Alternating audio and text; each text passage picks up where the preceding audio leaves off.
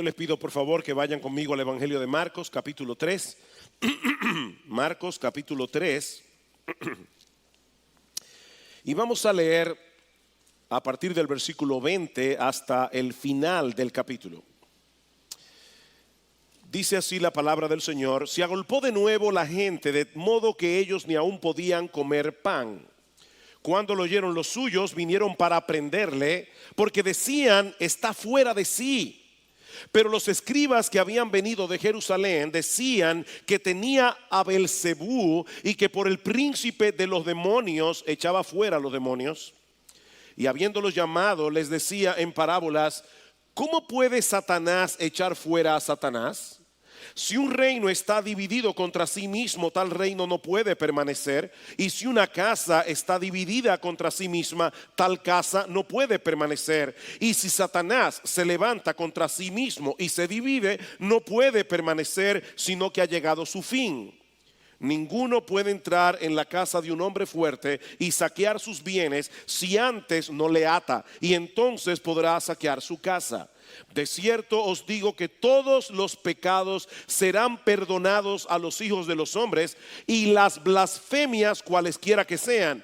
Pero cualquiera que blasfeme contra el Espíritu Santo no tiene jamás perdón, sino que es reo de juicio eterno, porque ellos habían dicho: tiene espíritu inmundo.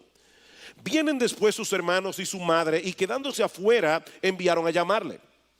Y la gente que estaba alrededor de él le dijo: tu madre y tus hermanos están afuera y te buscan. Él les respondió diciendo: ¿Y quién es mi madre y mis hermanos? Y mirando a los que estaban alrededor de él, dijo: he aquí mi madre y mis hermanos, porque todo aquel que hace la voluntad de Dios, ese es mi hermano y mi hermana y mi madre. Yo recuerdo la primera vez que alguien me habló del Evangelio, a punto de cumplir los 18 años de edad. Estaba caminando por el barrio con mi mejor amigo de la adolescencia, que recién había hecho profesión de fe, aunque yo en ese momento no lo sabía. Y de repente mi amigo me pregunta cuál era mi opinión acerca de Jesucristo. Y si yo no recuerdo mal, creo que le dije con un aire de intelectualidad que él había sido un gran hombre, un revolucionario, alguien adelantado para su época. Pero en ese tiempo yo no estaba dispuesto a aceptar el cristianismo como tal, como una religión verdadera. Así que en mi mente yo creía tener una buena opinión de Jesús, aunque no lo aceptaba como Señor y Dios. Poco tiempo después comencé a leer la Biblia. Mi corazón fue transformado por el poder del Evangelio. Y entonces me di cuenta que mi forma de pensar acerca del Señor Jesucristo era completamente absurda y ridícula. Como dice C.S. Lewis, un hombre que fue meramente un hombre y que dijo las cosas que dijo Jesús, no sería un gran maestro moral. Sería un lunático, un loco, en el mismo nivel del hombre que dice ser un huevo pasado por agua. O si no, sería el mismísimo demonio. Tenéis que escoger: o ese hombre era y es el Hijo de Dios, o era un loco, o algo mucho peor. Podéis hacerle callar por necio, podéis escupirle y matarle como si fuera un demonio, o podéis caer a sus pies y llamarlo Dios y Señor. Pero no salgamos ahora con insensateces paternalistas, dice Lewis, acerca de que Jesús fue un gran maestro moral. Él no nos dejó abierta esa posibilidad. Y eso es precisamente lo que nosotros vemos en este pasaje de Marcos que vamos a estudiar en la mañana de hoy. Hay 3 escenas aquí en las que encontramos 3 opiniones distintas sobre la persona del Señor Jesucristo. Y este pasaje, amados hermanos y amigos que están aquí en esta mañana, nos forzan a definir la opinión que cada uno de nosotros tiene de Él. Su familia pensó que era un demente. Los líderes religiosos de Israel dijeron que estaba endemoniado. Pero Cristo nos presenta la alternativa de reconocerle como Señor. De ahí el título de mi mensaje en esta mañana: demente, endemoniado o Señor. Bueno, veamos la primera alternativa, versículo 20. Y se agolpó de nuevo la gente, de modo que ellos ni aún podían comer pan. Una de las características del Evangelio de Marcos es que casi siempre que se mencionan las multitudes, lo hace con una connotación negativa. Y ese es el caso de este pasaje. Estas personas parecen seguir a Jesús con entusiasmo, pero la mayoría no estaba interesada en el mensaje de salvación que él vino a proclamar. Ellos querían obtener de él algún beneficio temporal. Ellos querían monopolizar el poder de Jesús, sobre todo para sanar enfermedades. Y estaban tan absortos en su propia problemática que no les importaba si Jesús o sus discípulos comían o no. Él estaba allí para servirles, aunque eso les impidiera satisfacer sus necesidades más básicas, como comer o beber. Y eso es típico de las personas egocéntricas. Yo recuerdo hace muchos años, una persona me llamó a casa para hacerme una pregunta. Eran como las 11 y pico de la noche. Y yo pensé dentro de mí, esa pregunta no era tan importante como para que me llame a esta hora. Pero esta persona pensaba que su problema era tan importante que él podía llamar a cualquiera a las 11:30 de la noche para hacerle la pregunta. Otra semana yo había predicado la escuela dominical mañana y tarde, pero esa persona me llama exactamente al mediodía cuando yo estaba comiendo para hacerme otra pregunta. Y la pregunta tampoco era importante. La tercera vez que me lo hizo, yo hablé con él. Y le dije: mira, fulano, yo no tengo, quiero que sepan, no me siento molesto contigo, pero estoy preocupado por ti. Definitivamente estos episodios me hacen ver que tú eres una persona egocéntrica. Tú estás tan absorto en tu propia problemática, que era lo que estaba pasando aquí con las multitudes, que tú no te das cuenta de lo inoportuna que son las horas a las que tú llamas para hacer preguntas. ¿Saben qué pasó? Meses después lo botaron del trabajo y yo me encontré con su jefe. Y le pregunto: fulano, ¿qué pasó? Literalmente su respuesta fue: es que era una persona muy egocéntrica. Yo digo: sí, ya lo sabía. Las personas así, las personas como estas multitudes, no piensan en los demás. Estas personas eran incapaces también de ver que su mayor necesidad no eran sus enfermedades físicas. Su mayor necesidad era su pecado. Y eso fue precisamente lo que Cristo vino a resolver, encarnándose y muriendo en una cruz por pecadores y así pagar nuestra deuda con la justicia de Dios. Ahora, por supuesto, cuando la familia de Jesús comienzan a escuchar los reportes de lo que Jesús estaba haciendo y cómo se había entregado por completo a servir a otros, aún descuidando sus propias necesidades, de inmediato llegaron a la conclusión de que Jesús había perdido la cabeza. Versículo 21: cuando lo oyeron los suyos, vinieron para prenderle, para arrestarle, para encerrarlo, es la idea, porque decían: está fuera de sí. Más adelante, en los versículos 31 y 32, que veremos en un momento, vemos que esa comitiva estaba formada por la madre de Jesús y sus hermanos. Sí, Jesús tenía hermanos. Y en Marcos capítulo 6, versículo 3, también menciona que tenía hermanas. Y probablemente las hermanas no estaban allí porque se quedaron en la ciudad de Nazaret, donde vivían, porque era inapropiado que ellas se metieran en una situación como la que está sucediendo aquí. Marcos nos dice que ellos habían venido a arrestar a Jesús. Ellos venían a ponerlo bajo custodia porque pensaban que él estaba fuera de sí. Seguramente ellos tenían temor de que Jesús deshonrara a su familia con su conducta extraña o que se hiciera daño a sí mismo. Así que ellos deciden hacerse cargo de Jesús. Desde la perspectiva de su familia, el Señor Jesucristo era un lunático, era un megalómano que había llegado a creer que Él era el Mesías anunciado por los profetas del Antiguo Testamento, el gran descendiente de David que habría de sentarse como rey sobre su trono. Ahora pónganse por un momento, mis amados hermanos, en el lugar de los hermanos y las hermanas de Jesús. Por 30 años habían compartido con él. como cualquier familia judía de la época. Por favor, no se imaginen a Jesús como niño, sentado todo el día en una silla, leyendo las escrituras del Antiguo Testamento. Porque Jesús fue un niño, igual que el niño tuyo.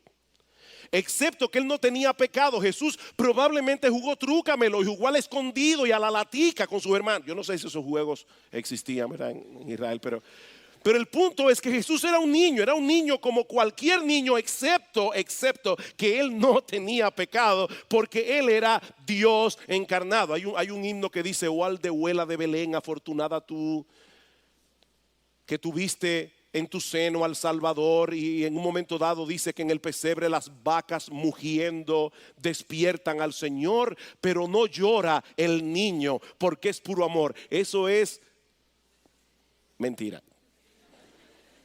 Probablemente cuando las vacas comenzaban a mugir, el niño se despertaba y se despertaba llorando. Jesús era un ser humano, 100% hombre y 100% Dios. Así que de repente los hermanos y las hermanas de Jesús, que habían compartido con él por 30 años, ahora le escuchan decir que él es el Salvador del mundo, que él es el Dios encarnado. Mis hermanos, si Jesús era un hombre común y corriente, la preocupación de su familia estaba más que justificada. Como dice C.S. Lewis, las cosas que el Señor decía de sí mismo no nos permiten asumir una posición neutral con respecto a Él. Y yo sospecho que la intención de Marcos al darnos a conocer este detalle de su vida familiar es hacernos conscientes de esta realidad. Mi amigo que estás aquí en esta mañana, con Cristo es todo o nada. Es todo o nada. Sus propios hermanos no creían en él, como dice en Juan 7:5, aunque eso habría de cambiar después de su resurrección. De hecho, una de las cartas del Nuevo Testamento fue escrita por Santiago, y ese Santiago no es otro que uno de los hermanos de Jesús, hijo de María y de José. Pero durante su ministerio terrenal, Cristo tuvo que enfrentar la oposición de su propia familia. Y hermanos, eso debe ser un gran consuelo para todos nosotros. Porque el Señor entiende perfectamente lo que nosotros sentimos cuando nuestros familiares nos rechazan y cuando se oponen a nosotros por causa de nuestra fe. El Señor dice claramente en Mateo capítulo 10, versículo 34, que Él iba a ser motivo de división en el seno familiar por el tipo de lealtad que Él requiere de los suyos. No penséis que he venido para traer paz a la tierra. No he venido para traer paz, sino espada, porque he venido para poner en disensión al hombre contra su padre, a la hija contra su madre, a la nuera contra su suegra, y los enemigos del hombre serán los de su propia casa. Así que mi hermano, Jesús te entiende. Él no solo lo sabe porque es Dios, sino también porque fue su experiencia como hombre. Así que si tu familia te ve como un bicho raro, porque ahora eres cristiano, recuerda que eso viene incluido en el paquete de la salvación y que el Señor Jesucristo entiende perfectamente tu tristeza y tu aflicción. Pero ahora Marcos deja esa escena en suspenso para presentarnos un cuadro más perturbador todavía. Versículo 22. Pero los escribas que habían venido de Jerusalén decían que tenía a Beelzebú y que por el príncipe de los demonios él echaba fuera a los demonios. Así como los familiares de Jesús vinieron desde Nazaret para apresarlo, un grupo de teólogos vino de Jerusalén para tratar de neutralizar su ministerio. Los escribas eran hombres muy influyentes en el tiempo del Señor por el conocimiento que ellos tenían de las escrituras del Antiguo Testamento. Eran los teólogos de la época, y el hecho de que este grupo viniera de Jerusalén, donde estaba el centro de la adoración de Israel, les daba todavía más prestigio. Ahora, hay un detalle en esta historia que Marcos no incluye en su relato, pero que sí lo encontramos en el pasaje paralelo del Evangelio de Mateo. Y es que Jesús acababa de sanar a un endemoniado, ciego y mudo, y le sanó de tal manera que el ciego y mudo veía y hablaba. Imagínense esto: un individuo endemoniado, ciego y mudo, Jesús lo sana delante de todo el mundo y restaura plenamente a este hombre. El milagro fue tan evidente que los escribas no podían negarlo. Pero entonces trataron de desacreditar a Jesús, acusándolo de dos cosas gravísimas. En primer lugar, que él estaba poseído por Belcebú, es decir, por Satanás. Y en segundo lugar, que era por medio de ese poder diabólico que Jesús hacía los milagros que hacía, incluyendo el hecho de expulsar demonios. En un momento vamos a hablar acerca del famoso pecado imperdonable que a tantas personas perturba. Vamos a hablar de lo que es la blasfemia contra el Espíritu Santo, y que según el Señor Jesucristo es un pecado que no puede ser perdonado. Pero por ahora solo quiero resaltar que ese pecado imperdonable está íntimamente asociado con esta acusación de los escribas. Ellos no pueden negar el milagro que acaban de presenciar, pero como no quieren reconocer a Jesús como Señor, como no quieren someterse a su autoridad, ellos se atreven a hacer una acusación que no solo es increíblemente blasfema, sino totalmente absurda. Versículo 23. Y habiéndolos llamado, Jesús les decía en parábolas: ¿cómo puede Satanás echar fuera a Satanás? Si un reino está dividido contra sí mismo, tal reino no puede permanecer. Y si una casa está dividida contra sí mismo, tal casa no puede permanecer. Y si Satanás se levanta contra sí mismo y se divide, no puede permanecer, sino que ha llegado a su fin. Mis hermanos, la lógica del Señor Jesucristo es irrefutable. ¿Cómo es posible que el poder para echar fuera demonios provenga del príncipe de los demonios? Eso es totalmente ridículo. Ningún ser inteligente, y Satanás lo es, va a darle poder a alguien que está tratando de destruir el reino que él está tratando de construir. Así que esta acusación de parte de los escribas pone en evidencia la realidad de que su ceguera era completamente voluntaria. Ellos no podían ver que el poder y la autoridad de Jesús proviene de Dios, porque ellos tomaron la decisión de no verlo. Y como dice el refrán, no hay nadie más ciego que el que no quiere ver. Ahora noten que el Señor no solo presupone aquí la existencia de Satanás, sino que Él reconoce que Satanás está construyendo un reino. ¿Se dieron cuenta? Un reino de confusión, un reino de caos, un reino de maldad. Satanás está empeñado en mantener al hombre en su estado de esclavitud y hacer todo lo posible para impedir el avance del evangelio. Marcos acaba de leer un resumen de lo que ha de ser esta ley que va a ser propuesta en la Cámara de Diputados este próximo martes. ¿Saben, mis hermanos, qué es lo que está detrás de este proyecto de ley? ¿Cuál es la agenda que está detrás de este proyecto de ley? Es frenar el evangelio, a final de cuentas. Porque quieren prohibirnos que nosotros prediquemos fielmente la palabra del Señor. ¿Qué va a suceder si una ley como esta es aprobada y viene cualquier persona del grupo LGBT y le dice a los pastores de Iglesia Bíblica del Señor Jesucristo que quieren ser casados aquí? ¿Saben lo que está pasando en Estados Unidos? Eso es un tremendo problema. Están coartando nuestra libertad de expresión. Si predicamos de la carta de Pablo a los romanos, vamos a tener que saltar Romanos capítulo 1 versículo 18 al 25 y un montón de otros textos de las escrituras que no vamos a poder predicar.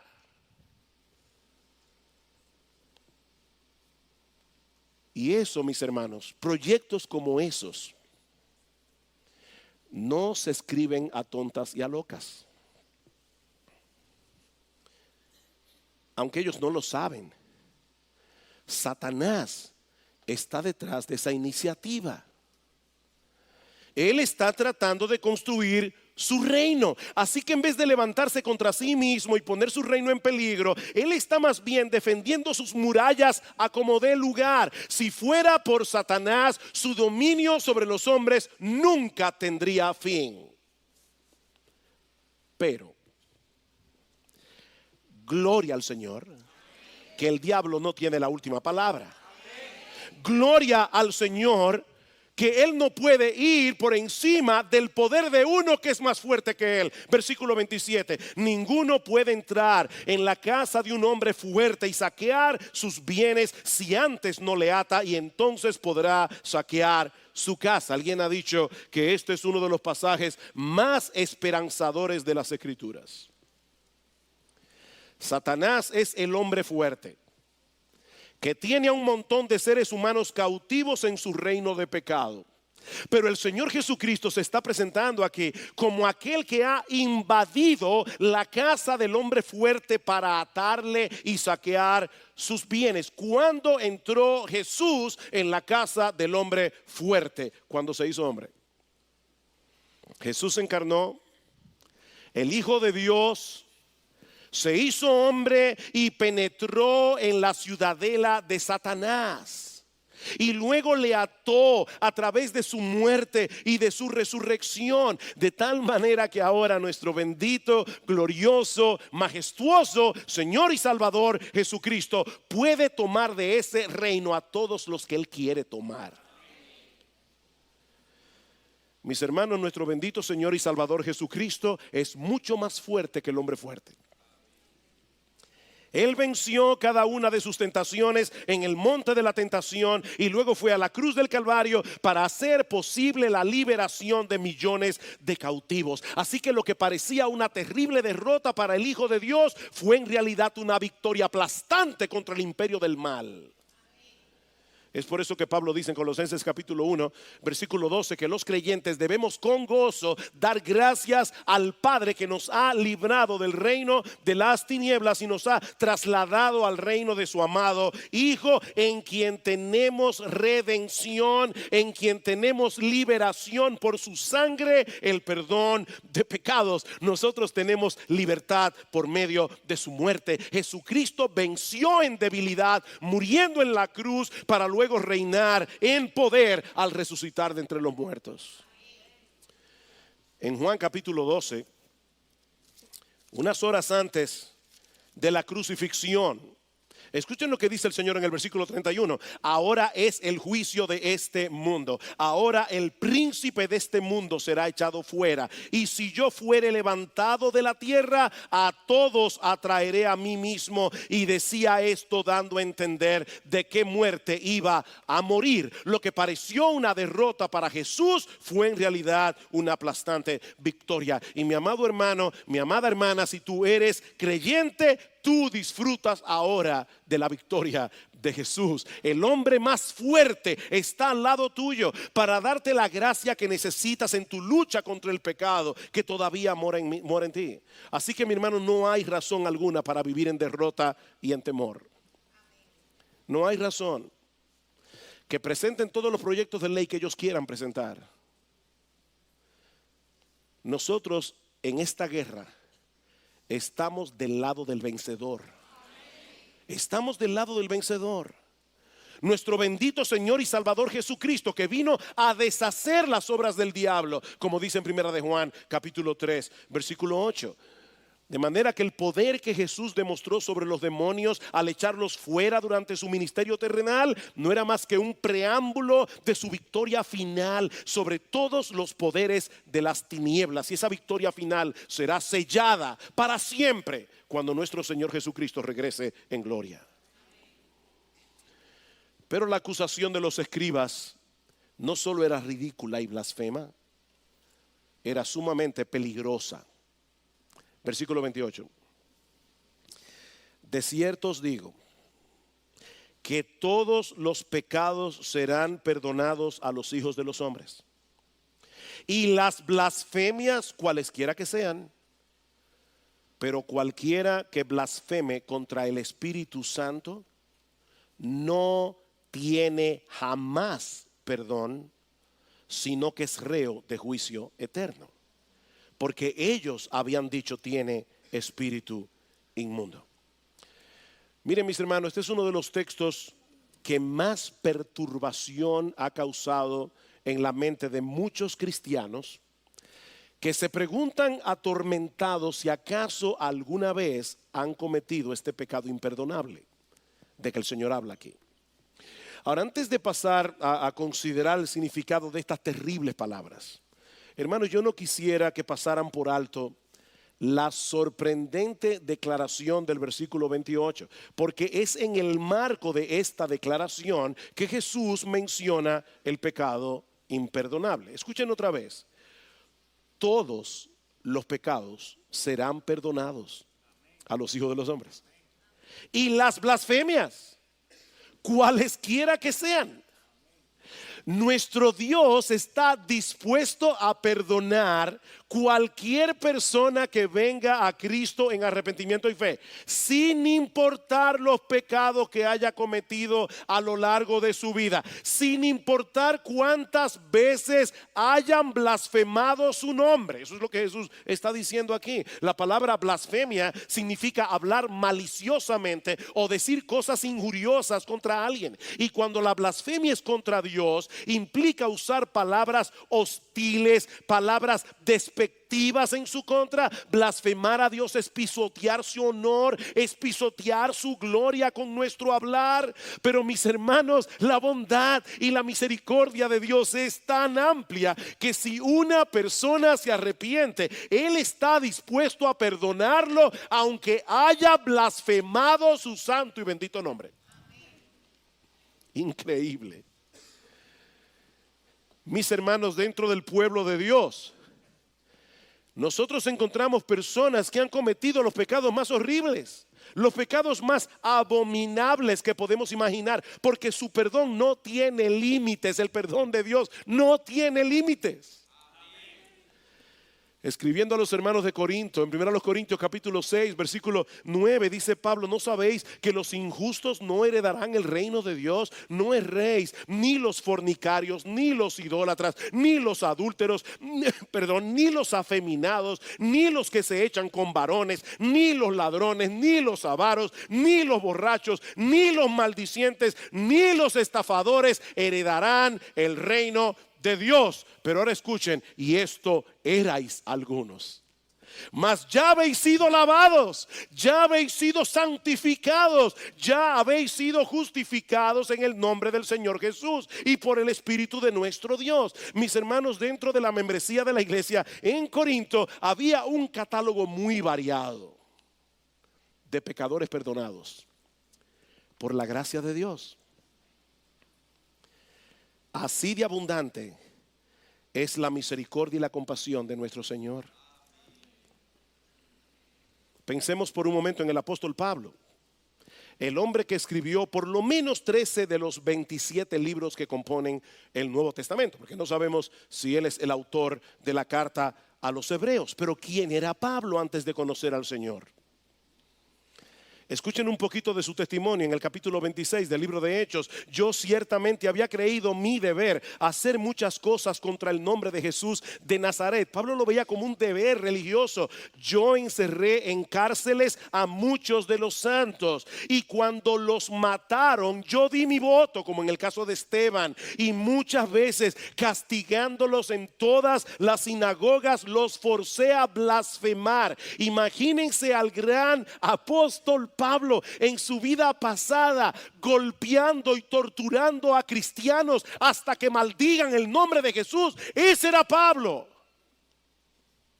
Y no contento con hacer eso en Jerusalén, dice: enfurecido sobremanera contra ellos, los perseguí hasta en las ciudades extranjeras. Pero perdónenme la expresión, no quiero ser irreverente, ahí es que Dios se la luce.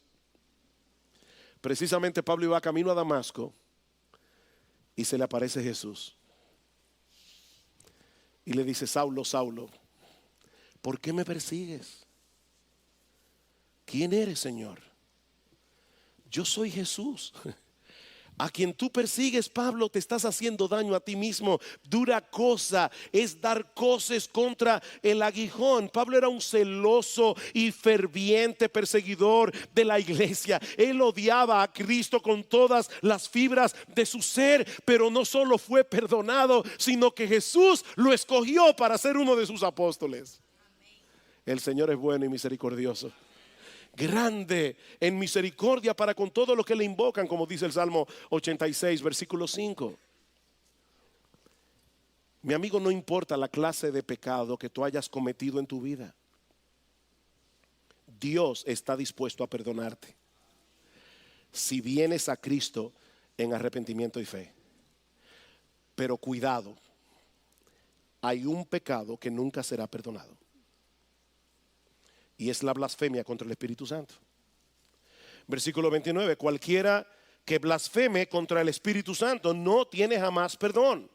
Es reo de juicio eterno, porque ellos habían dicho tiene espíritu inmundo. Este versículo 30 es de suprema importancia para entender la declaración del versículo 29, porque nos dice explícitamente que el Señor dirigió esta advertencia a los escribas que estaban atribuyendo las obras de Jesús al poder de Satanás.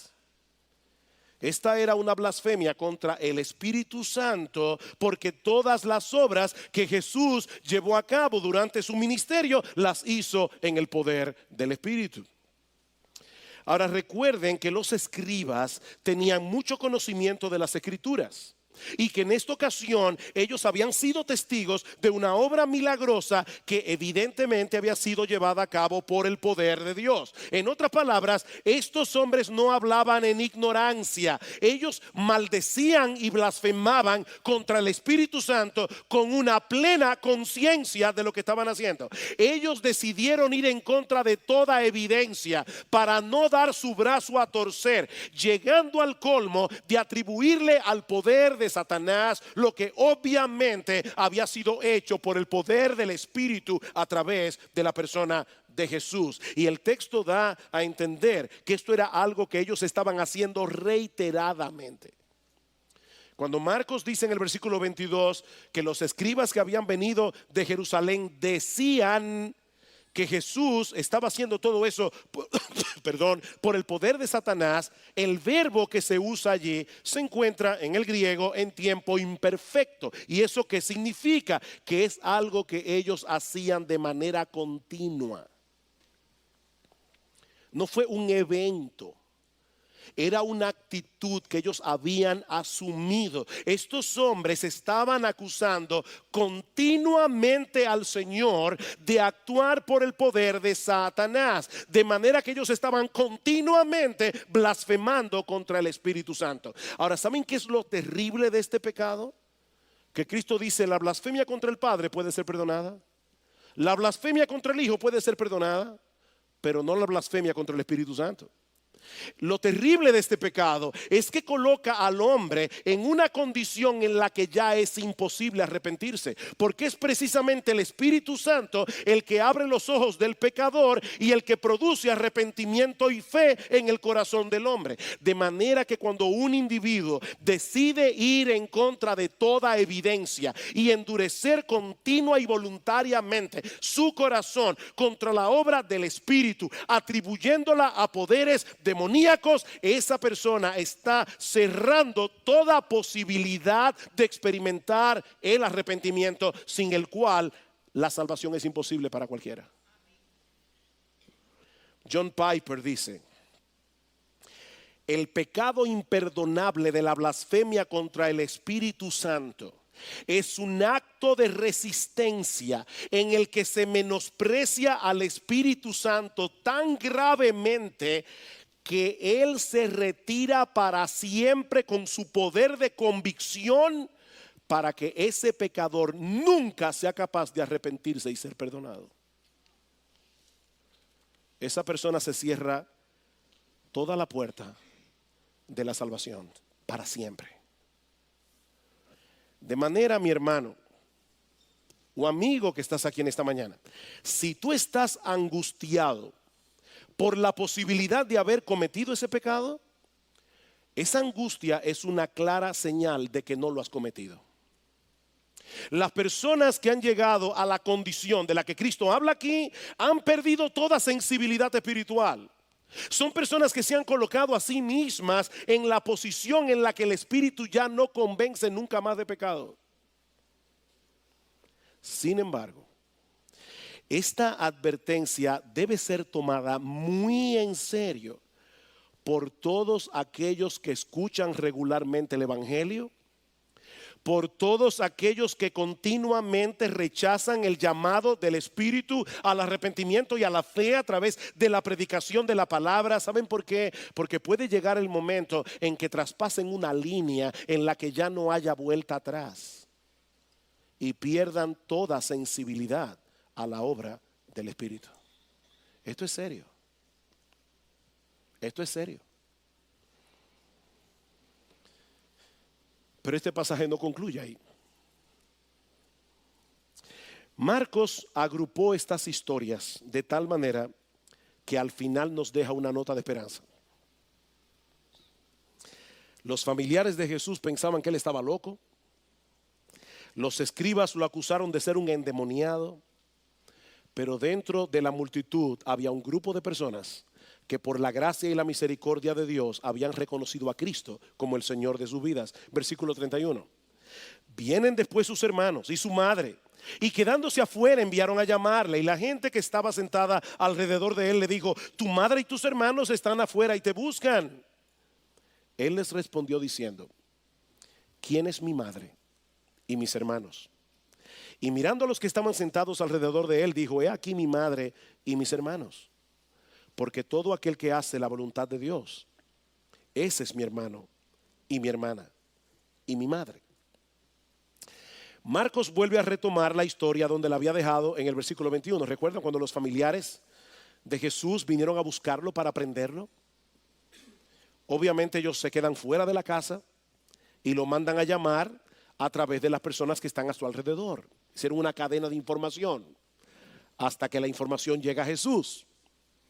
Señor, tu familia está allá afuera y te buscan. Pero el Señor aprovecha esta oportunidad para enseñarnos que Él vino a levantar una nueva familia. Él vino a construir la familia de la fe, compuesta por personas que han sido rescatadas de ese reino de pecado, donde el yo está sentado en el trono.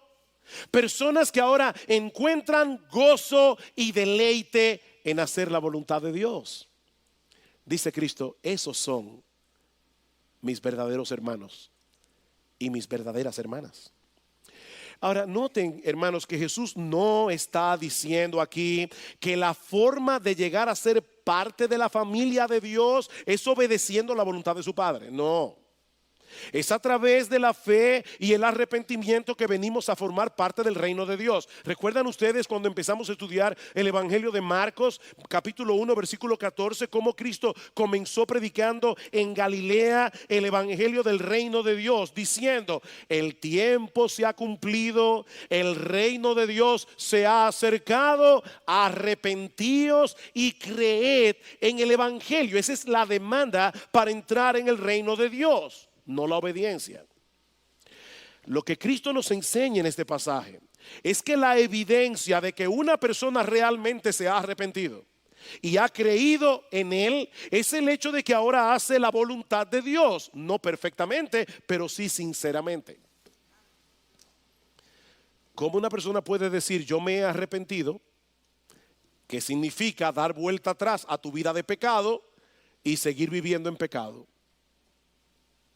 O como una persona puede decir yo he confiado en Cristo para salvación, pero al final de cuentas sigue confiando en sí mismo y haciendo lo que su yo quiere hacer? De manera que la fe y el arrepentimiento, que son lo que nos abre la puerta para entrar en el reino, se evidencia a través de la obediencia. Como dice un comentarista, la obediencia no es lo que origina nuestra relación con Dios, sino la fe. Pero la obediencia es una señal de que hemos creído.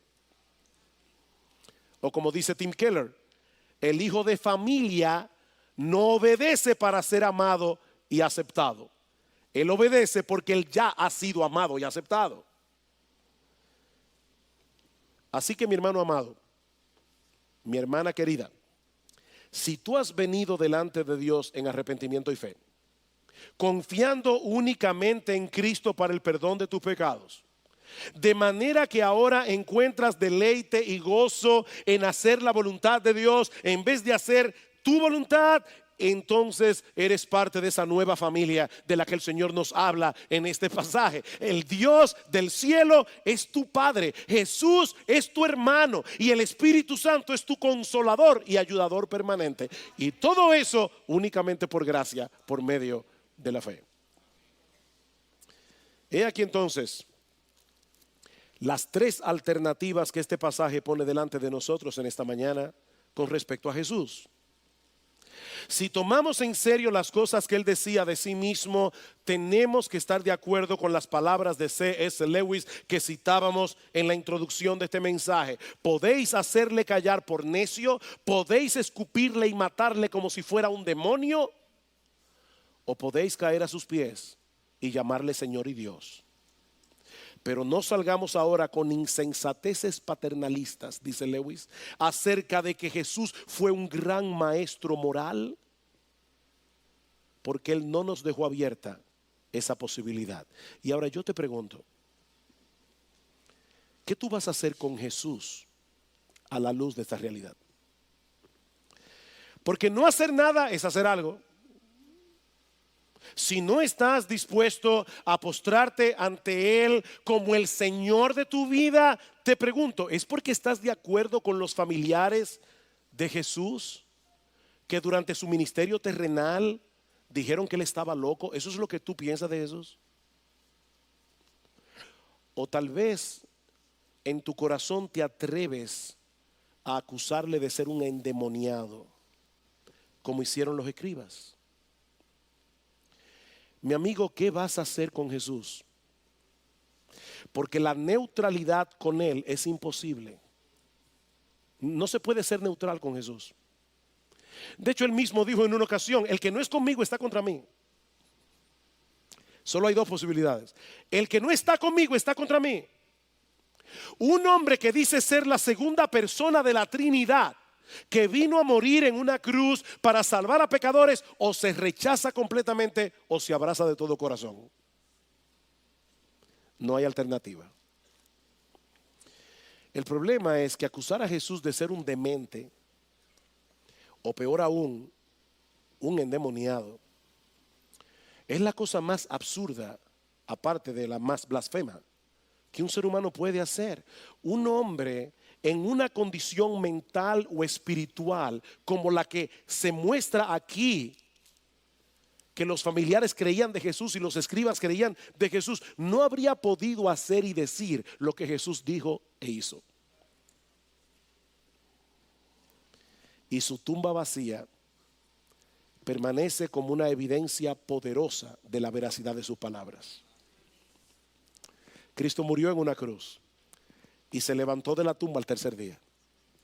Y este grupo de hombres a quienes Jesús llamó mis hermanos, mis hermanas, mi madre, ese grupo de hombres que estaban atemorizados en el momento de la crucifixión, estuvieron dispuestos todos ellos a morir como mártires por proclamar la verdad de que Jesucristo es el Señor. ¿Sabes por qué?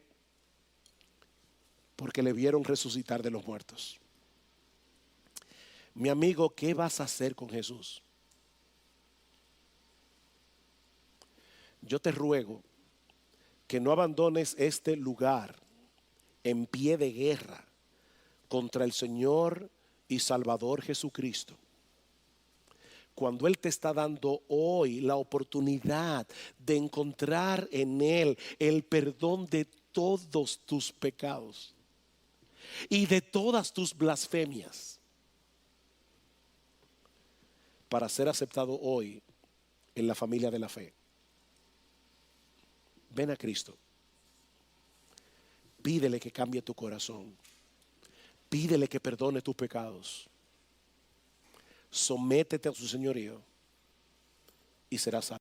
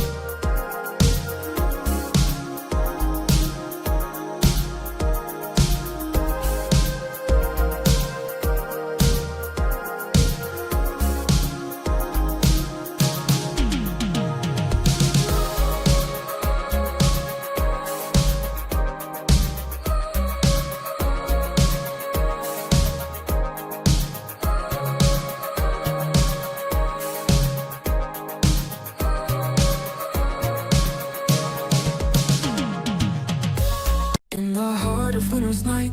The world is still and calm. Snowflakes dance in silver light, like whispers in a song. Through the window, frosty panes, a quiet glow remains. Echoes of a soft refrain, where only silence reigns. But in the cold and lonely dark, a sound begins to play, a melody that sparks the night and sweeps the cold away. Oh, the sound of winter's serenade, a symphony so sweet. Six strings of love and dreams convey where hearts and coldest meet. Every note a star above, in the sky so deep and wide. The song of winter's tender love, in the night we confide.